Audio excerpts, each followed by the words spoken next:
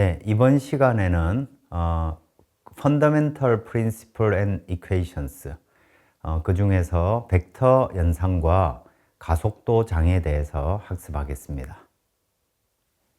먼저 우리가 2장에서 다룰 내용은 공기역학의 기본이 되는 방정식과 그 방정식을 이해하기 위한 여러 가지 수학적 관계들을 살펴본 내용이 되겠습니다. 먼저 우리가 공기는 기본적으로 유체의 흐름입니다. 액체, 기체를 포함하는 이 유체의 어떤 물리학을 우리가 이해할 수 있는 관계식을 통해서 수학적으로 연관시키고 그를 풀므로써 우리가 필요로 하는 정보를 획득하게 됩니다. 이와 같은 과정을 모델링이라고 하고 모델링의 과정에서는 이런 지배방정식이 나타나게 됩니다. 유체역학의 기본적인 지배방정식은 크게 세 가지로 표현됩니다. 첫 번째로는 질량이 보존되어야 한다.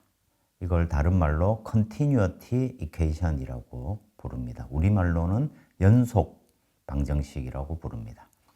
두 번째는 모멘텀 이퀘이션인데 이 모멘텀 이퀘이션은 뉴턴의 이 법칙, 그러니까 시그마 F는 ma로 표현되는, 써보면 어떤 물체에 외부에서 어떤 힘이 가해지면 물체에 가속도가 발생한다. 힘이 주어지면 운동이 발생한다. 는 원리를 나타내는데 이 뉴턴의 이 법칙을 유체에 적용한 방정식이 모멘텀 이퀘이션입니다. 그리고 세 번째로는 에너지 보존입니다.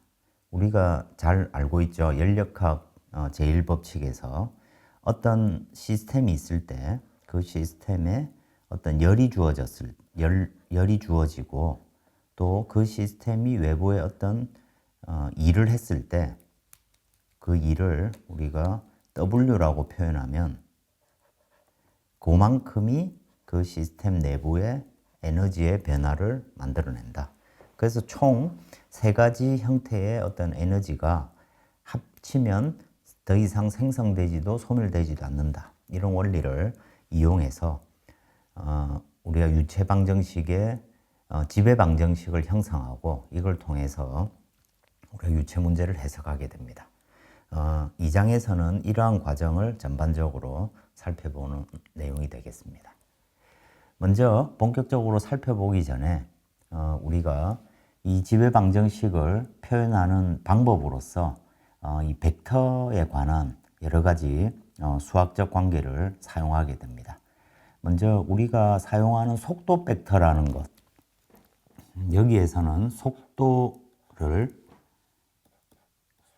X방향 속도, Y방향 속도, Z방향 속도 이렇게 표현했을 때 이 속도의 변화를 나타내는 여러 가지 관계들이 있게 됩니다. 그것이 이제 벨로시티 필드에 대한 다이버전스라든지 컬 이런 형태로 이것들이 물리적 의미를 가지는 경우들도 있습니다. 그런 걸 살펴보기 위해서 벡터에 관한 기본적인 내용을 먼저 이해를 해야 됩니다. 가장 먼저 우리가 고등학교 때부터 다뤄왔던 벡터 곱 관련해서 제일 첫 번째 식으로 A와 B의 내적이죠. 그리고 두 번째 식은 A와 B 벡터의 외적 관계입니다. 내적이라는 것은 A와 B라는 두 개의 벡터가 있을 때 이 A 벡터가 AX, AY, AZ로 표현되고 이 벡터와 B 벡터를 내적한다. 이렇게 내적했을 때 그 각각의 X방향 요소는 X방향끼리, Y방향 요소, Z방향 이렇게 곱해서 각각을 다 더한 양을 우리가 내적이라고 부릅니다. 이너 프로덕트고 우리가 뭐 잘 알다시피 두 개의 벡터가 있을 때 뭐 화살표를 이용해 표현하기도 하고 이 두 개의 벡터가 서로 내적했을 때 0이 된다. 그러면 우리가 두 벡터가 서로 직교한다는 의미를 가지고 있죠. 또 이런 것들을 이용해서 또 일을 구한다든지 이런 데 활용하게 됩니다. 다음으로 두 벡터의 외적. 외적은 주로 회전력을 표현할 때 우리가 사용합니다. 여러분들 잘 알다시피 어떤 물체의 회전력, 돌림 힘을 구할 때 이 모멘트는 변이 벡터, 회전의 중심으로부터 변이 벡터 곱하기 주어진 힘. 어떤 물체에 뭐 회전의 중심이 있고 여기에 힘이 이렇게 가해지게 되면 회전을 하게 되죠. 얼만큼 강하게 회전하느냐 나타낼 때 그 크기를 이렇게 외적을 이용해서 표현합니다. 이 외적에 대해서는 계산 관계식에서 당연하게도 이 외적의 결과는 스칼라량이 아니고 벡터량을 나타내게 됩니다. 그래서 I 방향 두 개의 벡터가 이렇게 3차원적으로 주어져 있을 때 I 방향 요소는 I 열을 제외한 나머지 요소들 A, Y, A, Z, B, Y, B, Z 해서 그 노음을 구하는 것이죠. 그래서 두 개를 이렇게 곱하고 얘를 이렇게 곱하고 이런 형태가 됩니다. 또 J 방향도 마찬가지로 마이너스 J를 붙이고 크기가 순서대로 J열을 제외하고 AX, AZ, BX, BZ 이렇게 표현되고 여기는 K 방향의 성분은 또 K가 포함된 두 행과 열을 제외한 나머지 요소로 구성된 크기를 구하는 것이죠. AX, AY, BX, BY 이런 형태로 계산할 수가 있습니다.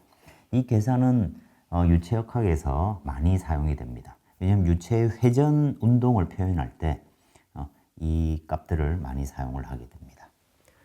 또 유체역학, 공기역학에서 많이 쓰는 것이 요 그레디언트에 관한 양입니다. 어떤 양 P가 있을 때 우리가 압력에 대해서 많이 사용을 하는데요. 이 P에 대해서 그레디언트를 구한다. 이게 뭐냐면 압력이 변화하는 방향을 나타냅니다. 그래서 이 성분은 X방향으로 미분한 양, Y방향으로 미분한 거, Z방향으로 미분한 양. 미분이 변화량을 의미하니까 이 압력이 공간에 주어져 있을 때 이 압력이 변화할 경우에 그 변화의 방향을 찾는 것과 마찬가지입니다.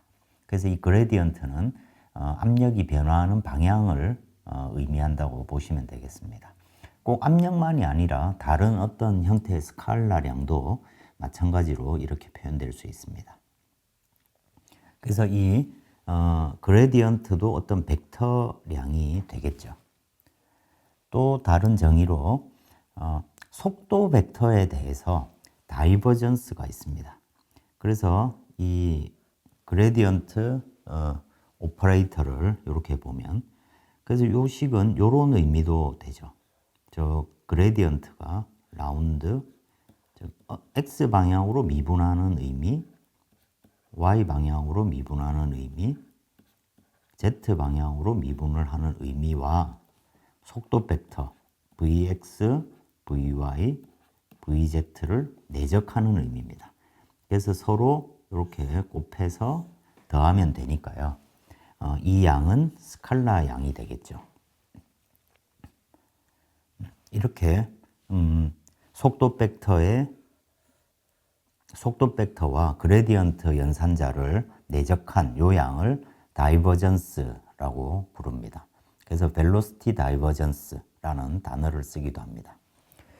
또 하나는 이제 그레디언트 오퍼레이터에 내적이 있듯이 외적도 있을 수 있겠죠.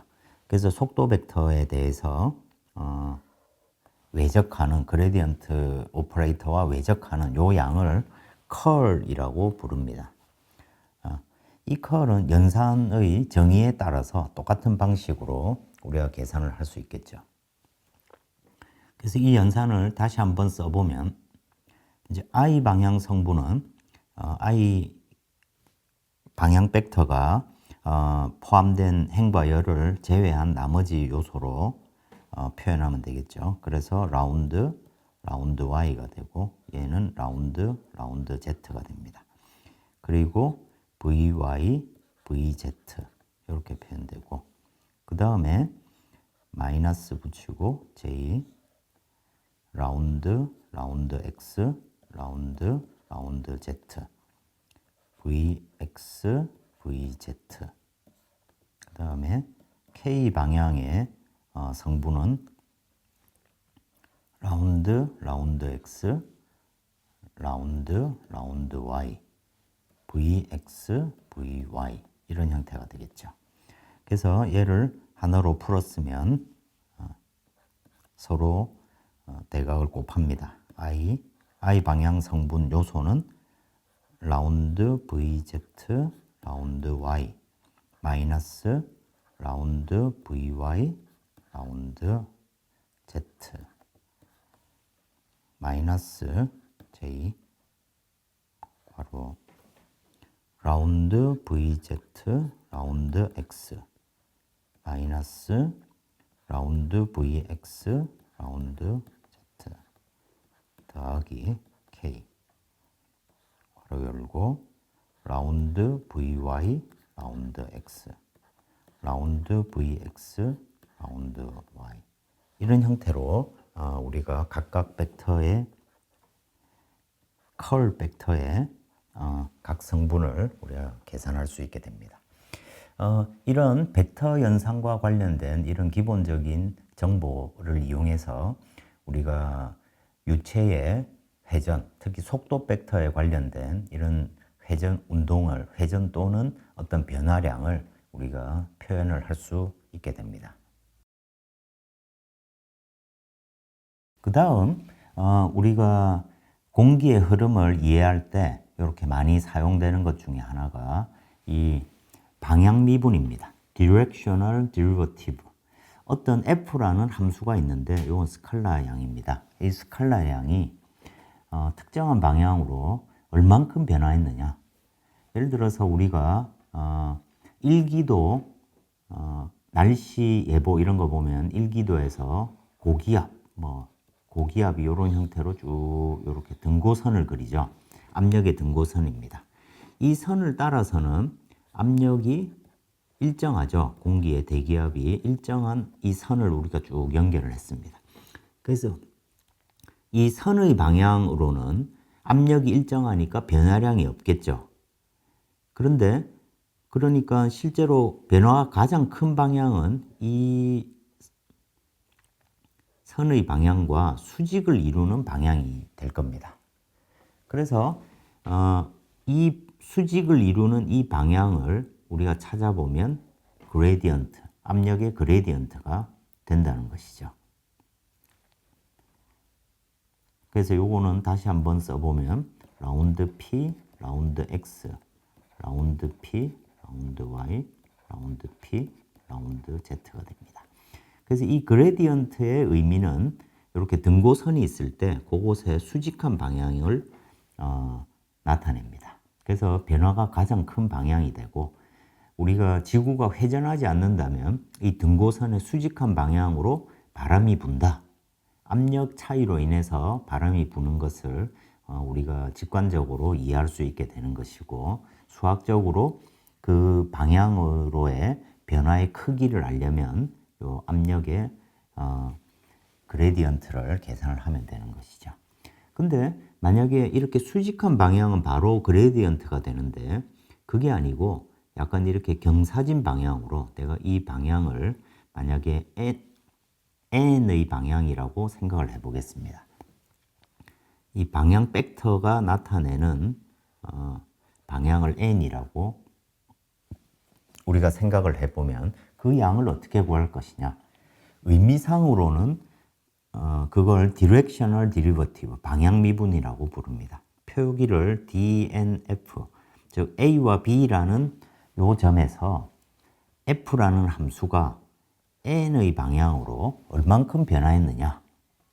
수학적으로 의미는 어떤 변화량 h가 0으로 갈 때 n 방향으로 f라는 함수가 변화된 양에서 a, b 지점의 함수를 빼서 h로 나누면 되겠죠.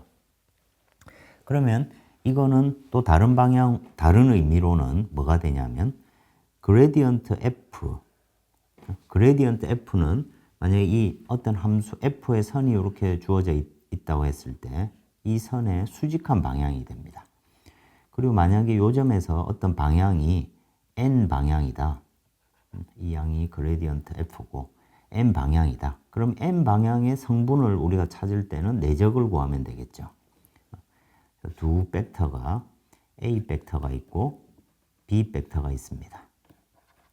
그러면 A 벡터 내적 A 벡터와 B 벡터를 내적하는 것의 의미는 A의 크기, B의 크기의 코사인 세타, 즉 요만큼의 성분을 A 크기의 요만한 이쪽 방향 성분에다가 B의 크기를 곱하는 것이 될 겁니다.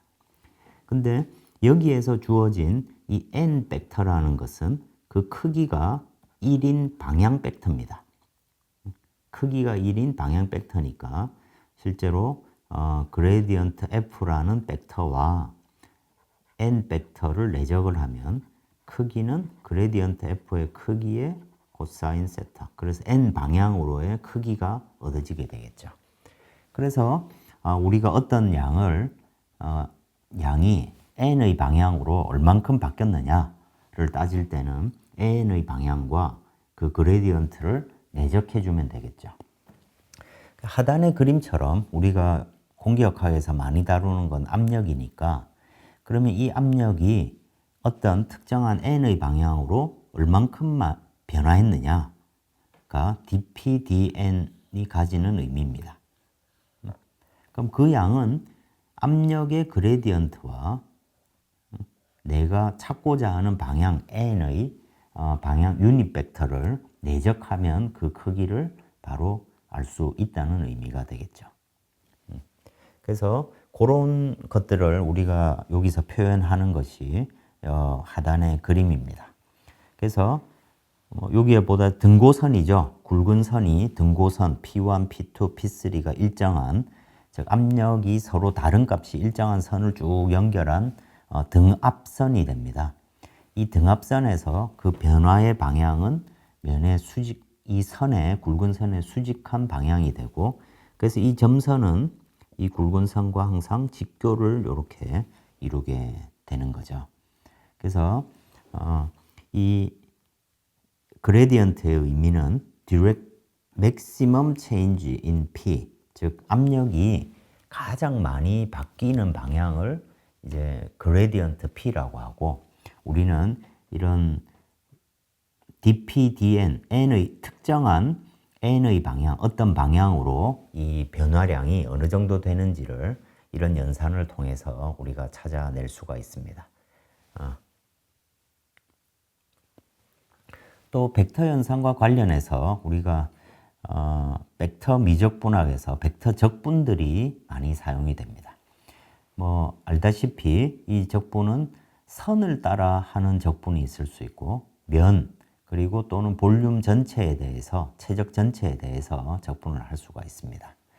우리가 이와 관련해서 그린 티어렘, 뭐 다이버전스 티어렘 등등 굉장히 많은 어떤 관계식들을 우리가 벡터 미적분학에서 이렇게 배웠습니다.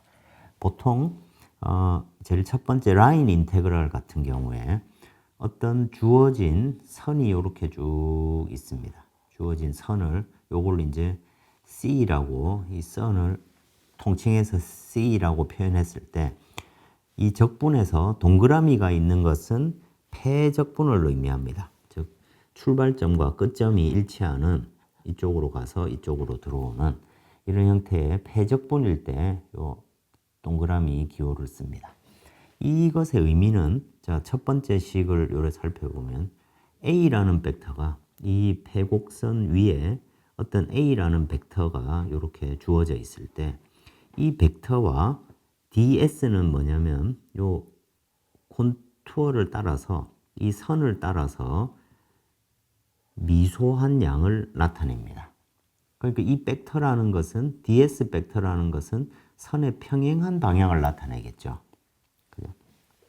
그래서 이 a라는 벡터가 이 선의 방향으로 얼만큼의 크기를 갖고 있는지를 다 더하는 양이 되는 겁니다. 그러면 이 ds의 방향을 우리가 n이라고 표현하면, 방향 벡터를 n이라고 표현하면, 우리가 ds라는 벡터는 n 벡터 곱하기 이 선분의 길이 ds로 표현할 수가 있겠죠. 그렇게 해서 ds 벡터가 n 벡터와 크기로 표현되니까 우리는 이런 형태로 a와 어떤 벡터와 n이 내적된 양을 선분 크기로 다 곱해서 다 더해주는 선적분 형태로 이렇게 표현될 수 있습니다. 길이뿐만 아니라 어떤 면적도 동일하게 표현할 수가 있겠죠. 그래서 만약에 우리가 면적분을 생각할 때 요 S에 대해서 이렇게 적분할 때 우리가 적분 기호를 2개 이렇게 쓰고 동그라미를 이렇게 표현하는 것은 면 전체에 대해서 닫힌 면, 구 같은 걸 생각하면 되겠죠. 구의 표면의 전체에서 압력이라는 양을 면 전체에서 이렇게 적분하는 게 됩니다. 근데 만약에 어떤 면이 이렇게 있을 때 여기 하단 그림을 보시면 컨트롤 볼륨이라고 표현된 어떤 전체 최적이 있습니다. 이 최적의 표면을 우리가 우리 어떤 양을 적분한다고 했을 때 이 표면 벡터는 어떤 의미가 되냐면 노멀 벡터 곱하기 면적 요소의 크기로 나타낼 수가 있습니다. 그러면 어떤 면이 이렇게 주어져 있을 때 어떤 면이 이렇게 주어져 있습니다. 그럼 이때 이 면을 정의하는 벡터는 어느 방향이 가장 적절할까요? 이 면 전체가의 수직한 방향을 우리가 이 면의 방향이다 라고 정의하는 것이 가장 합리적인 방법이 될 겁니다. 그래서 이것도 마찬가지로 똑같은 형태로 표현될 수 있고, 어떤 스칼라량을 면에 적분할 수도 있고 어떤 벡터량을 적분할 수도 있고, 또 이 마지막 식에서처럼 어떤 면이 이 벡터를 나타내니까 노멀 벡터 곱하기 면의 크기를 나타내니까 A라는 물리량과 노멀 벡터를 외적할 수도 있고 여러 가지를 우리가 할 수가 있겠죠. 이런 것들이 지배방정식 표현에 많이 활용이 됩니다. 또 전체 최적에 대한 적분, 면에 대한 적분, 선의 적분 이런 것들이 서로 연관관계를 이렇게 많이 갖고 있는데 이 관계식을 우리가 표현할 때 여러 가지 시어렘으로 표현합니다. 스톡스 시어렘, 다이버전스 시어렘, 그레디언트 시어렘 이렇게 해서 이 첫 번째 주어져 있는 식을 보면 어떤 선분을 따라서 C가 이제 선적분이죠. 선분을 따라서 이 A라는 양을 쭉 내적을 했을 때 요에는 어떻게 표현될 수 있냐면, 그림을 그려보면 어떤 선분이 이렇게 주어져 있습니다. 이 선분이 주어져 있고 이 안을 포함하는 이 면적을 우리가 S라고 표현한다면 여기가 S가 되겠죠. 그러면 선분을 따라서 A라는 양을 쭉 평행한 방향의 성분을 다 더하는 거하고 A라는 양의 커를 구해서 이 면의 방향으로 요소를 찾아내는 거하고 두 개가 똑같다는 것을 수학적으로 우리가 증명을 할 수 있습니다. 그래서 이 식을 스톡스 시어렘이라고 우리가 표현을 하게 됩니다. 상당히 많이 활용되는 관계식들입니다. 자세한 유도라든지 의미 이런 것들은 수학에서 이렇게 좀 다루어야 될 거로 생각이 됩니다. 면에 대한 적분은 두 번째 식에서처럼 면에 대해서 어떤 양을 적분하는 것은 이 양의 다이버전스, 그레디언트 오퍼레이터와 어떤 벡터를 내적하는 것을 다이버전스라고 부릅니다. 요거는 여기서 V는 전체 볼륨입니다. 즉, 이 면이 어떤 면이 닫힌 면이 둘러싸고 있는 어떤 최적이 있겠죠. 구 내부를 생각하면 되겠습니다. 구의 내부를 S로 표현하는 것이고 구 내부 안 전체의 최적을 V로 이렇게 표현을 했을 때 그 표면에 따른 어떤 양의 변화는 볼륨 전체에 대해서, 최적 전체에 대해서 다이버전스의 총합과 똑같다. 이걸 다이버전스 티어렘이라고 부릅니다. 또 세 번째 식에서처럼 어떤 스칼라량, 이게 압력으로 표현을 했는데 어떤 면에 대해서 이 압력을 전체를 다 적분하는 거죠.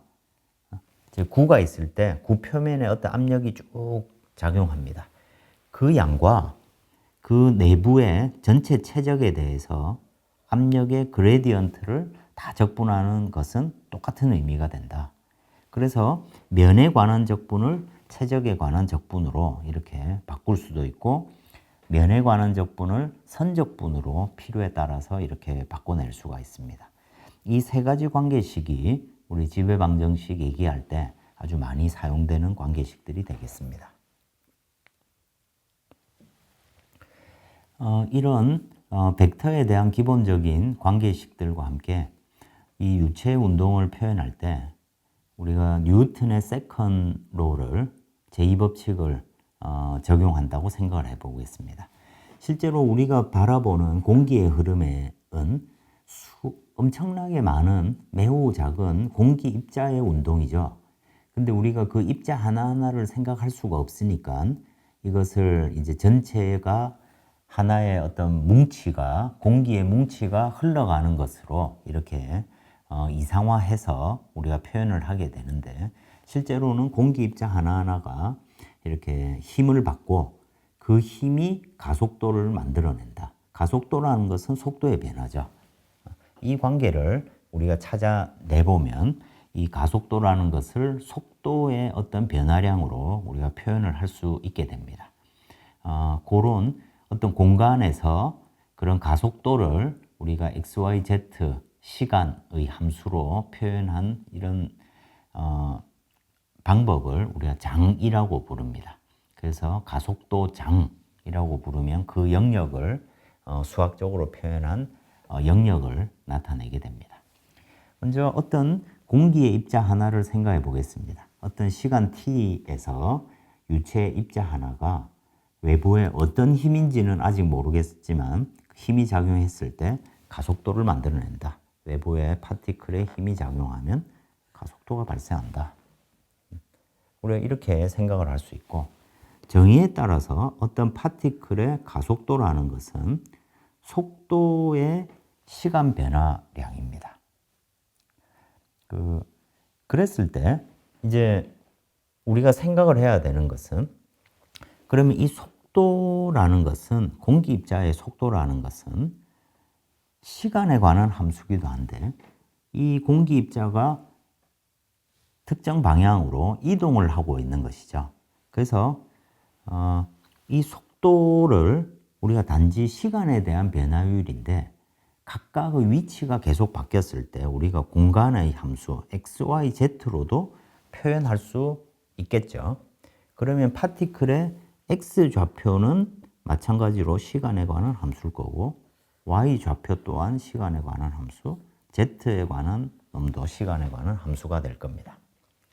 그래서 이 벨로시티 필드의 시간 미분이 가속도니까 이 식을 속도에 관한 이 정의를 공간의 좌표로 표현된 이 속도를 시간에 대해서 미분을 하면 체인 룰 같은 걸 적용해야 되겠죠. 그죠?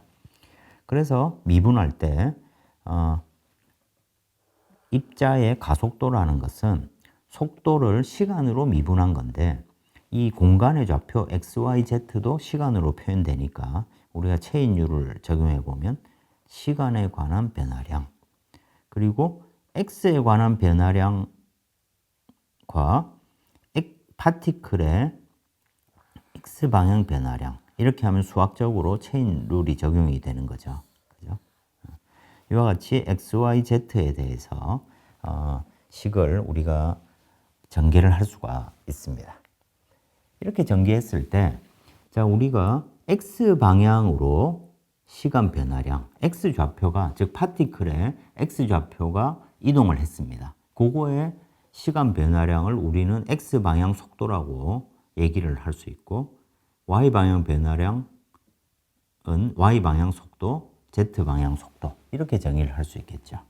그래서 앞에 체인 룰, 수학적으로 풀어 쓴 체인 룰에 따라서 식을 다시 정리해 보면 이 주어진 식과 같이 표현될 수가 있습니다. 즉 가속도라는 것은 순전히 시간에 관한 편미분량과 x방향의 편미분량에다가 x방향 속도가 곱해진 거, y방향 편미분의 y방향 속도, z방향 편미분의 z방향 속도가 곱해진 형태로 이 식을 쓸 수가 있고, 그러면 여기서 u, v, w 하고 각 방향으로 미분된 양이 이렇게 따로 표현될 수가 있으니까 우리는 이 식을 라운드 v, 라운드 t로 쓸 수가 있고, 내적이 된 형태로 나타나니까 UVW하고 내적을 하는데 V방향 X로 미분한 거, 속도 벡터를 Y로 미분한 거, Z로 미분한 거, 이런 식으로 식을 쓸 수가 있겠죠. 그런데 여기에 있는 요 식은 또 어떤 의미가 됩니까? 그레디언트 오퍼레이터하고 속도 벡터가 같이 표현되어 있는 이런 식이 되는 거죠. 그래서 우리는 다시 써보면 라운드 V, 라운드 T 더하기 속도 벡터하고 그레디언트를 내적한 이런 형태로 표현됩니다. 그래서 이게 헷갈리지 않도록 괄호를 이렇게 써줍니다. 근데 속도 벡터라는 것은 그레디언트가 사실은 정의가 되지 않습니다. 그래서 여기서 우리가 편의상 식을 썼지만 실제로는 이 속도 벡터의 그레디언트라는 게 존재하는 게 아니고 저 속도 벡터의 각 방향 성분 x방향 속도 양의 그레디언트, v에 대한 그레디언트, w에 대한 그레디언트 이런 식으로 우리가 쓸 수가 있겠죠. 그죠? 그래서 여기 최종적으로 식을 정리해 보면 자, 어떤 공간 x, y, z라는 공간이 있고 시간 t가 있을 때 거기에서의 이 속도, 가속도라는 것은 이 속도 벡터 파티클이죠, 여기는. 그죠? 이 파티클의 시간 변화율인데 이건 가속도의 정의 그 자체입니다. 근데 이 입자의 x, y, z 좌표가 끊임없이 바뀌고 있기 때문에 시간에 따라 바뀌기 때문에 우리가 이렇게 체인 룰에 따라서 전개를 해보면 이와 같이 우리가 식을 표현할 수 있다. 그래서 이 가속도 벡터를 여기 헷갈리지 않도록 이 괄호 안에 있는 v 벡터와 이 v 벡터는 의미가 조금 다릅니다. 가속도 벡터를 각 방향으로 나누어 써보면 x 방향의 가속도는 dt분의 du가 될 겁니다.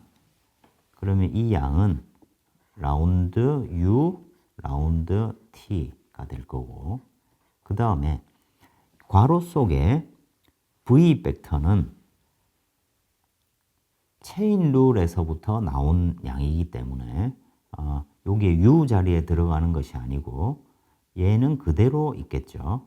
내적 그레디언트 u 이런 형태로 식이 쓰여져야 되겠죠. 그래서 요거를 한 번 더 써보면 라운드 u, 라운드 t 더하기 u 곱하기 라운드 u, 라운드 x 더하기 v 곱하기 라운드 u, 라운드 y가 될 거고 w 곱하기 라운드 u, 라운드 z 이런 형태로 식이 쓰여지게 될 겁니다. 이런 연산을 가속도의 성분 ax, ay, az를 하나로 묶어 쓰기 위해서 식을 이렇게 써놓은 것이죠. 각 방향으로 다 표현할 수가 있게 됩니다. 이 가속도에 관한 이런 표현을 해서 첫 번째 주어진 항은 local acceleration이라고 부릅니다. 이게 무슨 의미냐면 시간에 관한 편미분입니다. 그러니까 x, y, z가 바뀌지 않는, 즉 어떤 주어진 점이 있을 때 공간상의 어떤 점에서 그때의 속도값이 증가하느냐 줄어드느냐 뭐 이런 걸 나타내는 거겠죠. 그래서 만약 유동이 끊임없이 이렇게 출렁출렁거린다, 그럴 경우에는 이놈이 0이 아니게 되겠죠. 그래서 대부분의 비정상 유동, 즉 시간에 따른 어떤 변화가 있는 유동에서는 unsteady flow가 됩니다. 그 unsteady flow에서는 이 항이 0이 아니게 되겠죠. 반대 개념으로 steady flow다. steady flow라는 것은, 정상 유동이라는 것은 어떤 양이 시간에 따라 변화하지 않는다는 의미죠. 그러니까 이 경우에는 가속도가 오직 공간만으로, 공간의 함수로만 표현되게 될 겁니다. 그 다음 이 두 번째 항은 우리가 convective acceleration이라고 부릅니다. 대류항이라고 흐름을 나타내는 항이기 때문에 이런 단어를 쓰게 됩니다. 이거는 유체의 입자가 공간상에서 어떤 주어진 공간상의 위치에서 다른 공간으로 이렇게 흘러갔기 때문에 그 흘러간 변화를 시간으로 표현할 수 있기 때문에 나온 항이 되는 거죠. 그래서 각 지점의 속도를 이용해서 이렇게 가속도를 표현할 수 있게 되는 것입니다. 그래서 만약에 어떤 속도 벡터가 공간상에서 우리가 뭔가 실험이라든지 계산을 통해 가지고 속도가 뭐 이렇게 흐른다, 이걸 이제 수학적으로 표현을 할 수 있겠죠. 공간상의 각 지점에서 이렇게 뭐 모든 공간의 함수로 어떤 특정한 x, y 좌표가 주어진 요 지점에서 속도의 벡터를 우리가 찾아낼 수가 있잖아요. 그래서 이거를 공간의 함수로 표현을 할 수가 있겠죠. 예를 들어 뭐 아주 단순하게 x방향 속도가 뭐 3y로 주어지고 y방향 속도가 뭐 2x 더하기 뭐 2y 이런 형태로 만약에 했다고 쳐본다면 우리가 이때의 가속도는 시간에 관한 정의에 따르면 속도를 시간으로 미분한 양이 가속도라고 했는데 이 속도 벡터에 시간이 포함되어 있지 않으니까 가속도가 0일까요? 그런 의미가 아니죠. 왜냐하면 유체 입자는 지금 끊임없이 흘러가고 있고 그 속도를 그냥 공간의 함수로 표현했는데 이 공간의 함수가 시간에 관한 또 함수죠. 그죠? 그러니까 체인 룰에 따라서 이 양이 y가 미분되어야 되고 y가 즉 입자의 y 좌표가 시간에 따라 변화한다는 것은 y 방향 속도가 있다는 의미가 되겠죠. 그렇기 때문에 요거를 이제 공간상의 공간 좌표로 우리가 표현을 하게 되면 우리가 절대적인 이 좌표계 아래에서 속도의 모든 걸 알 수 있게 되고 그걸 통해서 또 가속도를 다 표현할 수 있게 되겠죠. 이와 같은 표현법을 오일러리안 표현이라고 부릅니다. 그게 아니고 만약 내가 저 입자 하나하나를 추적해 가면서 속도를 측정했다. 그러면 그 경우에는 속도 벡터라는 게 그냥 시간에 따라서 나는 그 입자가 어느 위치에 있는지에 대한 관심은 없고 오직 시간에 따라서 속도가 어떻게 변한지로 이 속도 벡터를 만약 표현했다고 하면 그건 이제 시간만의 함수가 될 테고 이런 거를 이제 라그랑지안 디스크립션이라고 부릅니다. 근데 이제 파티클 하나하나를 우리가 추적하기가 현실적으로 어렵기 때문에 이와 같이 각 공간상의 위치에서 유체가 가지는 속도를 이렇게 공간과 시간의 함수로 표현하는 이런 오일러리안 디스크립션을 많이 사용하게 됩니다. 이걸 다 합쳐서 이제 토탈 디리버티브라고 부르고 우리가 속도 벡터에 대해서 토탈 디리버티브를 구한다. 그럴 경우에는 이 캐피탈 D라는 것을 쓰고 소문자로 쓰기도 합니다. 근데 실제로는 이 속도가 속도가 시간 t로만 표현되면 이게 정확한 개념이 될 텐데 이 속도가 x, y, z, t의 함수로 표현되기 때문에 얘가 가지는 전미분이 가지는 의미는 이와 같이 시간에 대한 미분과 대류항의 합으로 나타난다는 것입니다. 그리고 여기에 나타나 있듯이 두 번째 항은 속도가 또 속도로 곱해지기 때문에 이 식은 난리니어한 비선형 항이 됩니다. 즉 유체의 가속도는 비선형 항으로 표현된다는 겁니다. 무슨 말이냐면 유체에 어떤 외부의 힘이 주어지면 가속도가 생기잖아요. 그럼 그 가속도가 속도와 연관되는 것은 이렇게 비선형적이라는 얘기입니다. 즉 또 반대로 속도가 표현되었을 때 이 속도가 나타내는 가속도의 의미는 속도에 선형적으로 변화하지 않는다는 겁니다. 이것이 실제로는 유체역학의 많은 문제에서 공기역학으로 치자면 충격파라든지 난류가 생성되는 그 과정을 모두 합쳐서 이 비선형 항에서부터 이런 비선형적인 현상이 이렇게 발생하게 됩니다. 조금 전에도 말씀드렸지만 이와 같은 형태의 표현법을 우리가 라그랑지안 또는 오일러리안이라는 단어를 써서 그 차이를 이렇게 표현하기도 합니다. 이 머티리얼 디리버티브를 또는 토탈 디리버티브를 여러 가지 용어로 씁니다. 머티리얼 디리버티브, 토탈, 파티클, 오일러리안 또는 서브스텐셜 디리버티브 다 같은 의미가 됩니다. 근데 이것이 공통적으로 표현하는 것은 그냥 시간에 대한 단순한 미분이 아니고 이 공간의 어떤 변화를 시간으로 나타냈다.